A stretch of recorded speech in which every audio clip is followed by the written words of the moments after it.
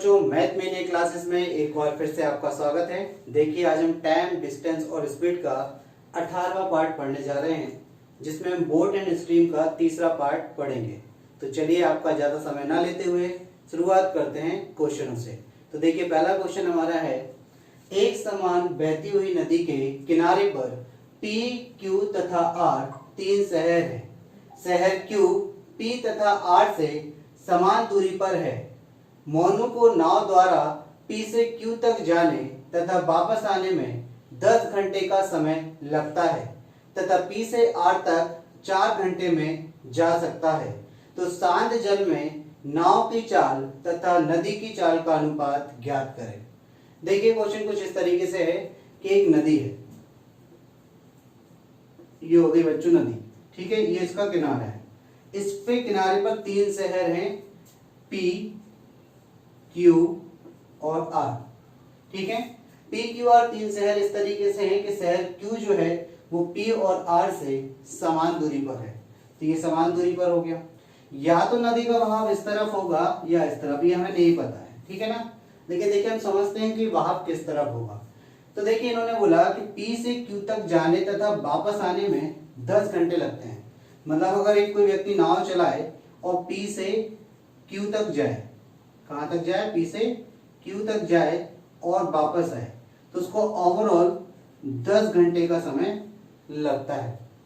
जबकि अगर वो P से R तक जाए, यानी कि ये टोटल दूरी यहां से लेके यहां तक कवर करे, तो उसको केवल 4 घंटे का समय लगता है। अब देखिए, P से R की जो दूरी है वो कितनी है, डबल है, क्योंकि P की Q से दूरी और Q की R से दूरी कैसी थी, समान थी। तो अगर P से R तक वो दुगनी दूरी तय कर रहा है, तो भी समय उसको क्या लग रहा है, 4 घंटे का। जबकि P से Q तक जाना था और वापस आ रहा था, तो 10 घंटे का समय लग रहा। इसका मतलब ये कि P से R तक जाने में अगर वो 4 घंटे लेता है, तो P से Q तक जाने में 2 घंटे लेता है। तो Q से R तक जाने में कितना समय लेता है, 2 घंटे, हो गए 4 घंटे। इसका मतलब इसी दिशा में क्या है, नदी का बहाव भी है, क्योंकि बहाव की दिशा में जब जाते हैं तो हमारा चाल बढ़ जाती है, चाल बढ़ जाती है तो समय क्या होता है, कम लगता है। इतनी बात समझ में आ गई। इसका मतलब P से Q तक जाने में 2 घंटे लगते हैं, तो Q से P तक आने में कितने घंटे लगते होंगे, 8 घंटे। तो हम थोड़ा सा यहाँ पे लिख लेते हैं, P से Q तक जाने में 2 घंटे लगते हैं, तो Q से P तक जाने में कितना समय लगता है, 8 घंटे। टोटल 10 घंटे लगे थे P से Q तक जाने और वापस आने में। तो आप देखिए, दूरी कैसी तय कर रहा है व्यक्ति, समान दूरी P से Q तक की। अब दूरी जब समान तय कर रहा है, तो जो समय का अनुपात होता है उसका प्रतिलोम क्या होता है, उसका प्रतिलोम हमारा चालों का अनुपात होता है कि नहीं। तो चलिए हम यहाँ से निकालते हैं कि चालों का अनुपात। अच्छा, हमें निकालना क्या है, शांत जल में नाव की चाल तथा नदी की चाल का अनुपात। तो देखिए, हमने निकाला, ये तो हमारा किसका रेशियो आ गया, टाइम का। टाइम का अनुपात है 2:8, यानी कि 1:4।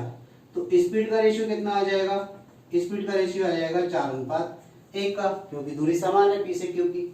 अब स्पीड का रेशियो 4:1 का आ गया बच्चों। तो अब आप देखिए, ये जो 4 स्पीड थी वो कब थी, P से Q, यानी कि बहाव की दिशा में जाने में। यानी कि ये जो स्पीड है x + y बराबर कितना है, 4 है, तो x - y बराबर कितना है, 1 है। यानी कि 4:1 का अनुपात है वो धारा की दिशा में जाने का और धारा के विपरीत दिशा में जाने का है।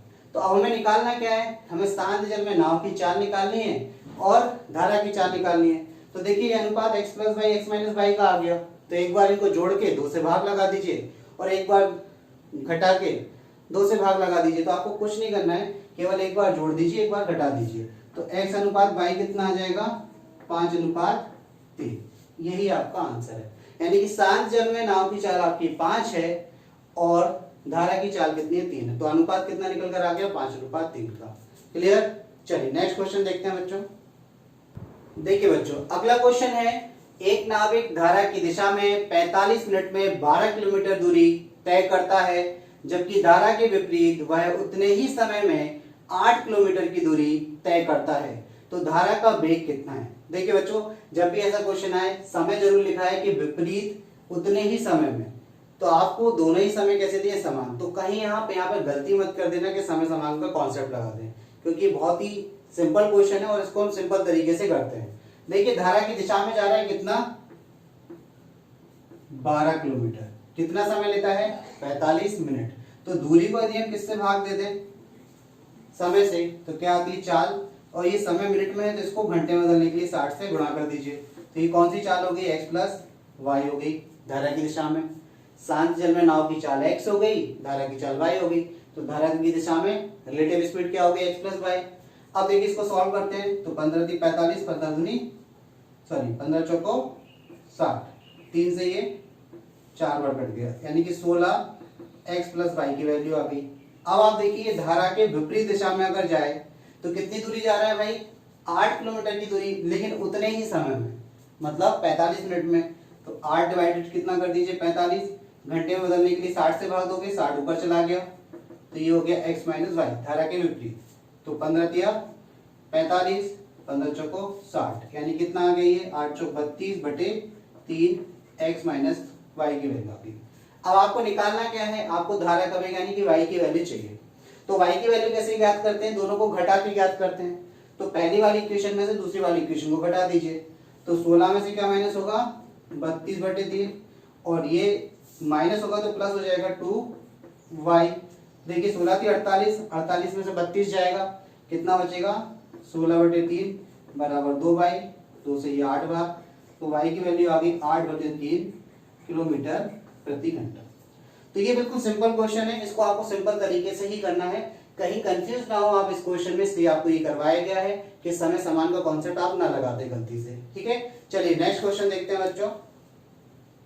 देखिए बच्चों अगला क्वेश्चन है, एक नाविक धारा की दिशा में 12 किलोमीटर की दूरी 40 मिनट में, जबकि उतनी ही दूरी धारा के विपरीत 1 घंटा 12 मिनट में तय करता है, तो शांत जल में नाव की चाल ज्ञात करें। देखिए ये क्वेश्चन भी आपको इसीलिए कराया जा रहा है बच्चों, क्योंकि यहाँ भी क्या दिया है उतनी ही दूरी।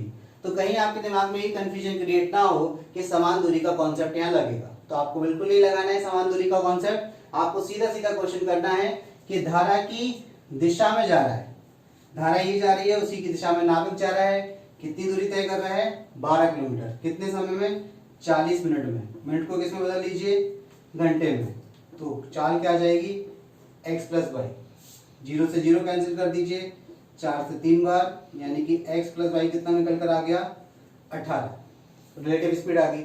अब नाविक जो है धारा के विपरीत दिशा में जा रहा है, कितनी दूरी उतनी ही दूरी, कितने समय में, तो 1 घंटा 12 मिनट। देखिए 1 घंटे में होते हैं 60 मिनट, 12 ये तो कितने हो गए 72 मिनट में।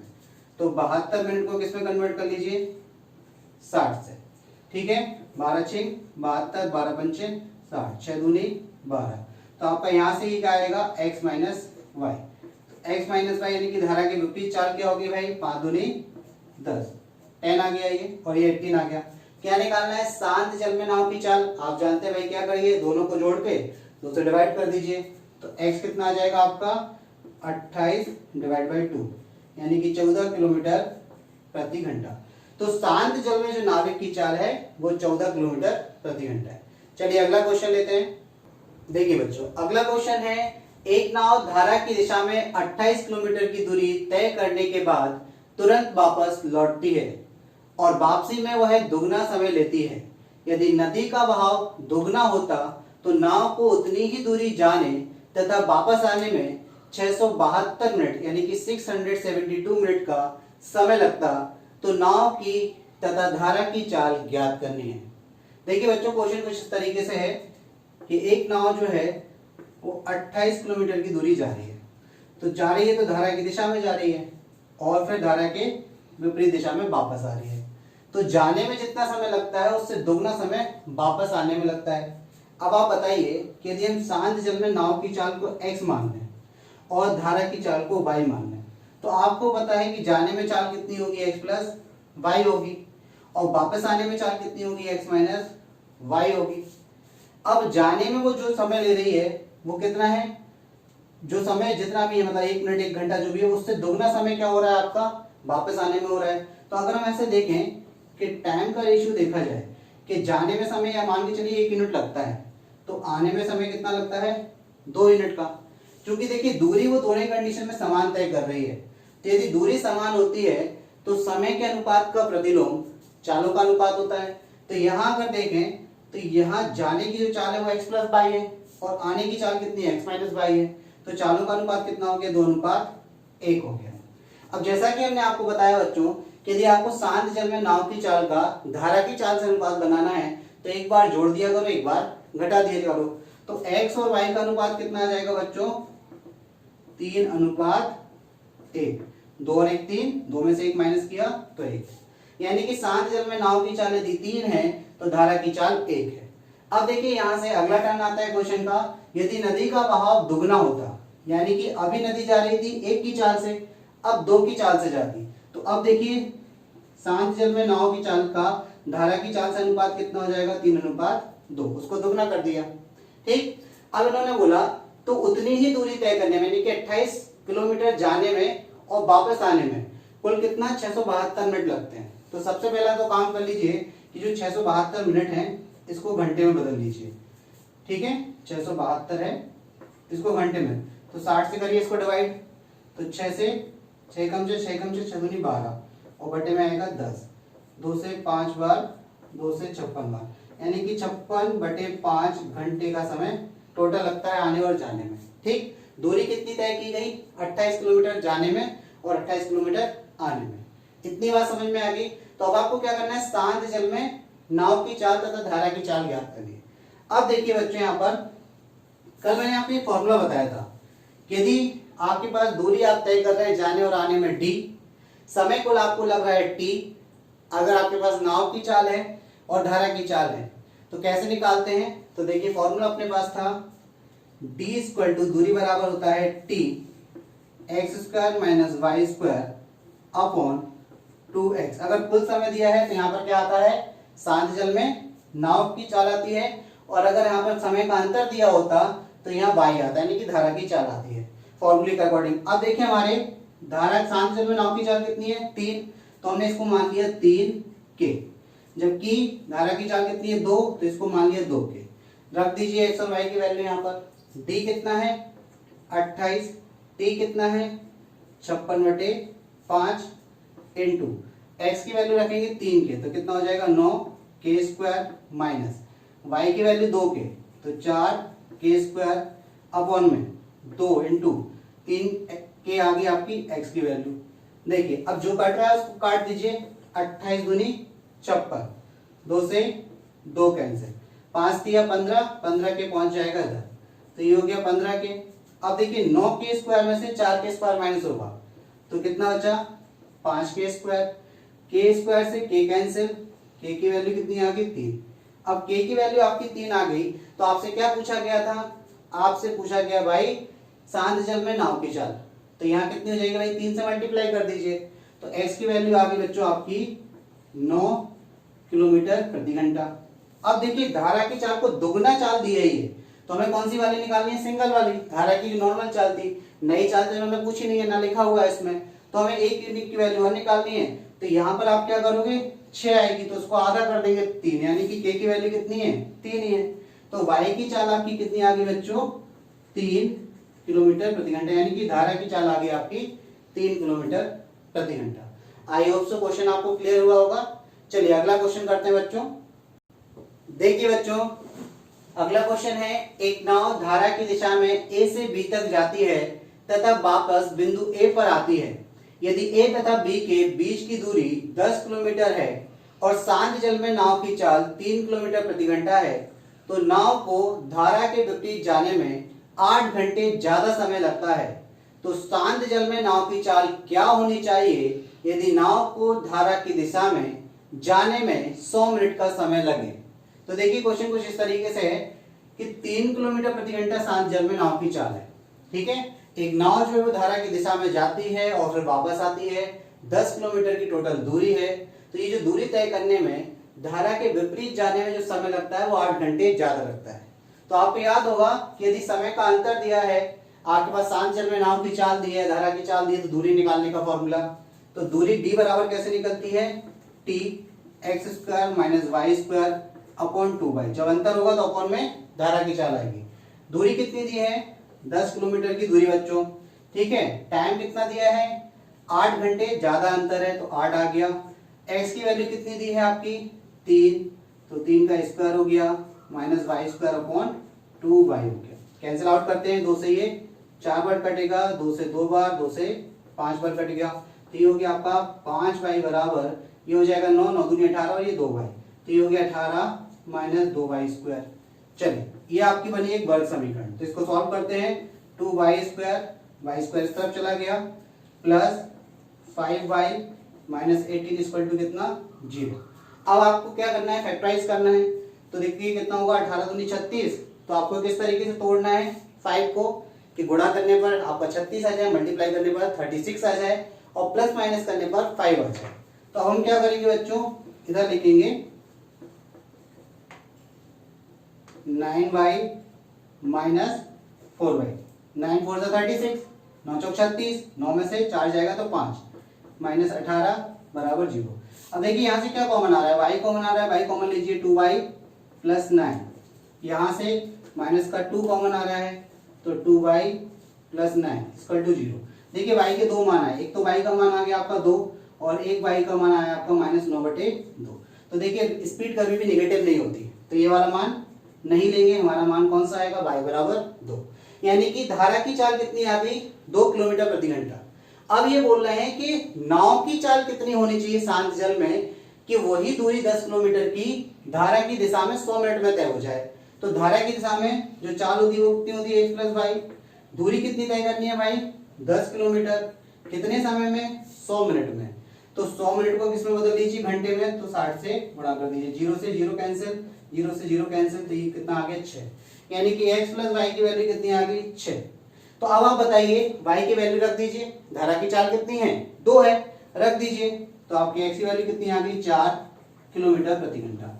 यानी कि अब वो व्यक्ति यदि अपनी नाव की चाल को 4 किलोमीटर प्रति घंटा रखता है और धारा की चाल तो वही है कांस्टेंट 2 किलोमीटर प्रति घंटा, तो वो 10 किलोमीटर की दूरी धारा की दिशा में 100 मिनट में तय कर लेगा। आई होप सो ये क्वेश्चन भी आपको क्लियर हुआ होगा। चलिए अगला क्वेश्चन देखते हैं। देखिए बच्चों अगला क्वेश्चन है, एक नाविक धारा की दिशा में 18 किलोमीटर तथा धारा के विपरीत 12 किलोमीटर की दूरी तय करने में 3 घंटे का समय लेता है। यदि नाविक की चाल 10 किलोमीटर प्रति घंटा हो तो धारा की चाल ज्ञात करें। देखिए इस क्वेश्चन में मैंने आपको ऑप्शन दिए हैं। पहले तो मैं आपको तरीका बता देता हूं कि अगर ये क्वेश्चन आता है तो इस क्वेश्चन को आपको करना कैसे। देखिए दूरी जा रहा है कितनी 18 किलोमीटर, नाविक की चाल कितनी है 10, धारा की चाल कितनी मान ली 22। ठीक है, धारा की कहां जा रही है दिशा में, तो प्लस हो गई। धारा की दिशा में चाल क्या होती है, नाविक की चाल प्लस धारा की चाल, दूरी तय की, दूरी बटे चाल समय हो गया। फिर धारा के विपरीत जा रहा है 12 किलोमीटर, तो 10 माइनस कितना हो जाएगा y, तो ये दूरी बटे चाल क्या हो जाएगा समय। टोटल ओवरऑल समय कितना लगा 3 घंटे का। ये इक्वेशन बन जाएगी। इसको आप जब सॉल्व करेंगे तो एक वर्ग समीकरण बनेगी, वहां से y के दो मान निकलेंगे, एक नेगेटिव एक पॉजिटिव, तो पॉजिटिव वाला आपका आंसर हो जाएगा। लेकिन इतना लेंथी नहीं करना है पेपर के पॉइंट ऑफ व्यू से। तो जब भी ऐसा क्वेश्चन आए देखिए चुटकियों में काम होगा ऑप्शन की सहायता से। आपको क्या करना है कि आपसे पूछी गई है धारा की चाल, तो यानी कि जो ऑप्शन है वो धारा की चाल के हैं, तो अब आप क्या करते जाइए वैल्यू पुट कर दीजिए, जिस पर आपको ये वैल्यू सेटिस्फाई कर दे वो आपका आंसर। तो देखिए अगर हम 3 रखते हैं तो ये 18 बटे कितना होगा 13, 13 से कटेगा 18 बटे 13 ही रहेगा, यानी कि 1 घंटा को समथिंग आएगा ये, प्लस 12 बटे कितना करते हैं 10 में से 3, तो ये भी 7 आवाज, यानी कि 7 एकम 7, ये भी 1 घंटा कुछ दशमलव में आएगा, तो 3 घंटे बनने के चांसेस नहीं है। तो पहला ऑप्शन कैंसिल हो जाएगा। अब दूसरा ऑप्शन हम 2 रखते हैं, तो देखिए 18 बटे कितना हो जाएगा 12 प्लस 12 बटे कितना हो जाएगा 8। अब कैंसिल करिए, 6 से 3 बार, 6 से 2 बार, 4 से 3 बार, 4 से 2 बार, देखिए 1.5 ये आ गया, 1.5 ये आ गया, 1.5 और 1.5 कितना होता है 3। तो किस ऑप्शन पे सेटिस्फाई कर गया, सेकंड ऑप्शन पे। तो इस तरीके से ऑप्शनल से भी आप क्वेश्चन को सॉल्व कर सकते हैं। ये मैंने एक छोटा सा क्वेश्चन लेके आपको सॉल्व करवाया ऑप्शन से। जब हम चैप्टर सारे कंप्लीट करते जाएंगे फिर आपको पेपर में कैसे क्वेश्चन उठाना है, कैसे ऑप्शन की सहायता से आप उसको सॉल्व करेंगे, उन पे भी चर्चा की जाएगी। अब देखिए आज की वीडियो को यही समाप्त करते हैं 6 क्वेश्चनों के साथ में। यदि आपको वीडियो अच्छा लगा बच्चों तो इसको ज्यादा से ज्यादा शेयर करें, लाइक करें और सब्सक्राइब करें। चलिए थैंक यू, मिलते हैं अगले वीडियो में।